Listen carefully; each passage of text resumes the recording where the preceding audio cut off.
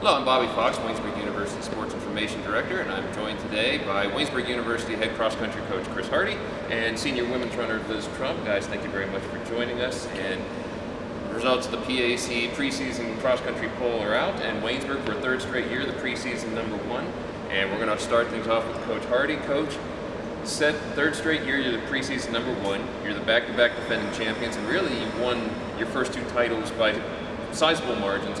You still get excited for this preseason time, getting ready for the year, and hearing that you're the preseason #1, especially when you're the unanimous #1 as you are this year? Yeah, we definitely do. I mean, it's an honor, first of all, to be selected as the preseason pick. I think it's a really good conference. Every year it gets better, and so for us, we know how big this is, and we take it really seriously. It also took us 27 years to get to this point in terms of the history of the conference and our program. And so, yeah, I think our ladies are coming in understanding that it's a lot of weight on their shoulders, but they're ready for it, and they're going to really go for it this year.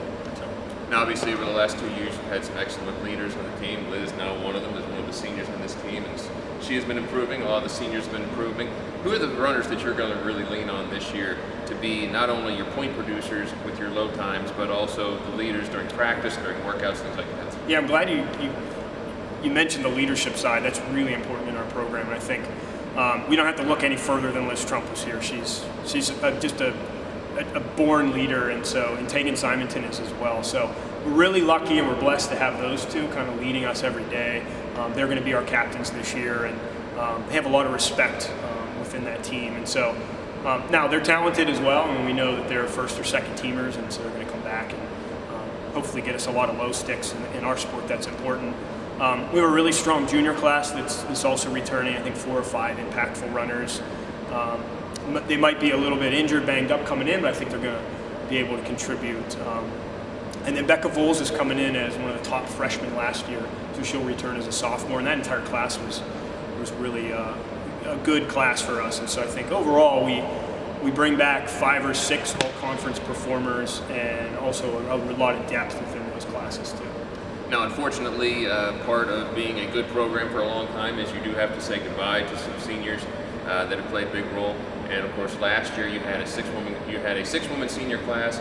So many big names for your program, whether it's Angie and Becky Marchetti, or Eleanor Locke, or Jolie Gerber. How do if you're talking about this year's senior class, this year's leadership, you feel good about it, but how hard is it going to be to move on from that group that you've had for the last 4 years? Yeah, that's a lot to move on from. I mean, that class we called it the Game Changers. That was kind of our nickname for that entire 10-person senior class, male and female. And they really did change the program in a positive direction, in a positive way.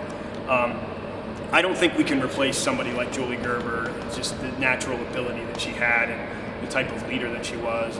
And Angie, coming off being conference champion, and the type of leadership that she also presented this team is something that we can't replace. Ellie Locke was probably the most versatile athlete we've ever had in terms of track and cross country. You could throw her in any event from 400 up to probably the 10K, and she would score points. So, and then like Becky and Mariah and Cam, there was just a ton of seniors on that team that it's a new point in our program's history, and so we're going to have to move on from that. But we also have the leadership in place. Liz and Tegan are going to do a great job, and the junior class, I think we've already kind of highlighted some leaders in that class as well. So I think we're in good shape, but we're definitely sad to see them go, but excited and anxious for the new year that lies ahead too. And speaking of that new year, of course, when you've been as strong as you have been on the women's side for this long, that means you've brought in a lot of good classes, and we've talked before about this year's class. I know you're excited about it. Is there anything you'd like to comment on about that? Yeah, without naming individuals, I think their work, you'll get to see that in a few weeks. I think it's a really big, there's 9 ladies in this class. 7 of them are state qualifiers, whether it's a track or cross country within the last year. So they'll come in and be, I think, pretty set. The future looks bright. 3 girls, I think, will be immediate contributors, probably more, not only at the conference level, but at regionals, and that would be Aubrey Wingert from King George, Virginia, Nicole Shelton from York Christian, and Gloria Reed from Houston, Texas. Those 3 are going to, I think, come in immediately. But right behind them are a core group of girls that understand coming into this program, they're going to have a role to play for the first year and kind of just get their feet wet, and then eventually they're going to be the next generation of runners to replace the Tagans and the Elizabeth Trumps, and so they're ready for that. It's just going to be a year or two for them to kind of break out. So, yeah. Well, let's take a look at the rest of the PAC. Look at teams like Westminster, Grove City. St. Vincent has been improving some. What are your thoughts on the PAC this year as to the conference overall and some of the teams that you really think can take a shot at? Unfortunately, they want to knock Waynesburg off the top. Who do you think are the strong contenders to do that? Yeah, I think it's really tough for me to answer that question. But honestly, I think there's 5 teams that are right up there that are young and they're hungry. In my time here, in 10th year with cross country at Waynesburg, it's probably the deepest conference. So we have, but a lot of those girls coming in are freshmen, so we're going to have to see. They're going to have to adapt, and the mileage goes up a little bit and the distance goes up. But I think Grove City's always going to be a tough team. Geneva is going to be really solid. They have some younger talent this year. St. Vincent brought in a really strong class. I think they're going to be able to compete pretty quickly. W&J's got some experience. And Chatham, I mean, they're out there working really hard recruiting. I see them everywhere. So, and there's a bunch of other teams that are right there. West Min, which you mentioned, which I think was moving last year in a really positive direction too. So I think there's anybody you could pick out of a hat. It's really going to be the team that focuses the most, stays healthy, and really at the end of the year is motivated and hungry. And hopefully that's us. I'd like to think it will be, but we'll have to see how it plays out. Not too many programs can boast 2 PAC Coaches of the Year from 2 different sports on the same staff. Of course, you mentioned Coach Cross, who you've always praised as having such a big role, especially in the women's program, with people like Liz, who we're going to turn our attention to now. And Liz, thank you very much for cutting your summer a little short and coming in. You've competed alongside a lot of those big names, Julie Gerber and the Marquettis, and then before that, the list just goes on and on, the Latimer twins. Now you're in that senior spot. It seemed like you had a really strong end to your junior year. What are your thoughts going into this senior season as now you've got that senior moniker on you, you've got the leadership to take care of, and also I'm sure Coach expects some good times out of you as well. Just what are your thoughts coming into this 4th year and with this team?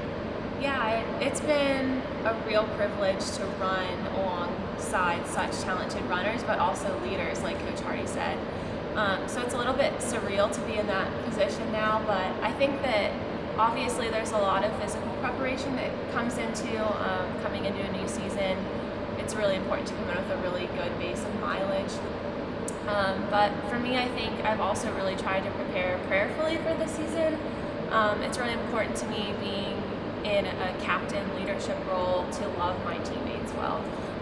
So I'm really looking forward to be able to do that and hopefully set a good standard and a good family atmosphere for the team this year. Now, on the physical side of it, have you changed any of your training this year, or has it been pretty similar to your entire time as a competitive runner? Yeah, I think coming in, I realized probably my sophomore year how important summer training was. That was really a game changer for me whenever I started following a training plan over the summer. So that's something that I take really seriously, and I haven't changed much other than just following the mileage that I've been given to run, because I've found the coaches really know what they're doing when they assign it. Your team has won the last 2 titles, as we talked to Coach about, and you're the preseason #1. You're the unanimous pick. Do you still get excited for the season after winning 2 titles and seeing those expectations? I mean, obviously with this program, it's more than just winning PACs anymore, which is still a big deal. But it's also, what can we do at regionals? How many can you get to nationals? I mean, does this still excite you as you get ready to compete? Yeah, I think obviously that first win against Grove City is always going to be something that's really special, breaking their streak. And our shift as a team has kind of come towards regionals a little bit, I think, and looking towards that, maybe even nationals. We like to talk about that too. But one thing that I love about our team is that we're really fiercely competitive. And I remember talking to Coach Hardie last season about how excited we get coming into races, and that our heart rate goes up because we know who we need to beat, and that's what we're there to do, is win. So yeah, I really think that our team really good competitors, and I love that, and we still get really excited. And we know that nothing's guaranteed, so we come in, try to handle it with humility, being the returning champions, and we know that our ability to run is a gift, and we know who gave it to us, so we try to handle that with a lot of responsibility and humility, like I said. Now, unfortunately, the old saying goes, all good things have to come to an end. And not only this being your senior season, but your final year here at Waynesburg. Two-part question. What are the plans for after graduating, and how do you feel your time, not only with the cross-country program, but with the track and field program, how do you think that's going to prepare you for what you're moving on to? Yeah, so I actually graduating in December, so this is my last semester at Waynesburg. And then 2 weeks later, I'm getting married. So congratulations! Thank you. I'm so excited about that. And then academically, I'm interviewing at West Virginia University's medical school, so I'm hoping to end up there. But in terms of my time with the Jackets, I always tell people that I think long distance running is a really good metaphor for life, because there are times when it's going really well and you feel on top of the world, and then there are times that come where it gets painful and you don't know if you're going to be able to finish. But I think that God sends people to run alongside you and pull you through, and sends older, wiser people to kind of guide you. And I think that my time here at Waynesburg has really solidified that message in my head, and it's something that I'll take with me, not only as a runner, but as a person as I move forward. Liz, thank you very much for taking the time and some excellent insight coming into the season and then past it as well. Coach, thank you very much for another year here, and best of luck to both of you guys coming up to the season. You can follow the Waynesburg University women on WaynesburgSports.com, and of course follow the PAC women's cross country action as well as the other PAC sports on PACathletics.org.